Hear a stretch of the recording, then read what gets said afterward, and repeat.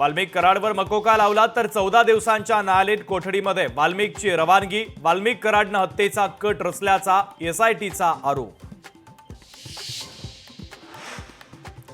वाल्मिक कराडच्या ताब्याची एसआयटीला परवानगी। हत्येच्या गुन्ह्यात उद्या कराडला पुन्हा कोर्टात हजर करणार।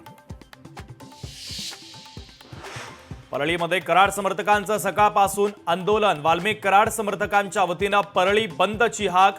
कराडवर मकोका लागल्यानंतर समर्थक आक्रमक।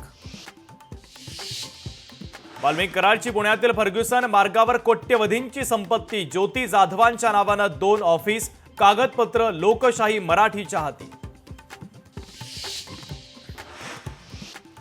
अमित शहांनी माझ्यावर केलेले आरोप हास्यास्पद। गृहमंत्र्यांनी पदाची गरिमा राखावी। अमित शहांनी केलेल्या टीकेवर शरद पवारांचं प्रत्युत्तर।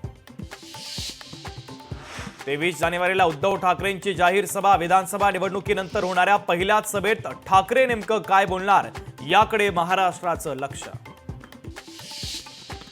उद्धव ठाकरेंना बाळासाहेब ठाकरे स्मारकाच्या अध्यक्षपदावरून हटवा। रामदास कदमांची मुख्यमंत्री फडणवीसांकडे मागणी।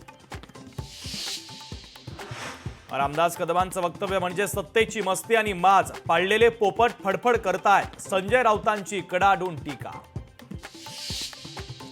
टोरेस प्रकरणामध्ये ईडीची एंट्री। मुंबई पोलिसांनंतर आता या घोटाळ्याचा ईडी करणार पुढील तपास।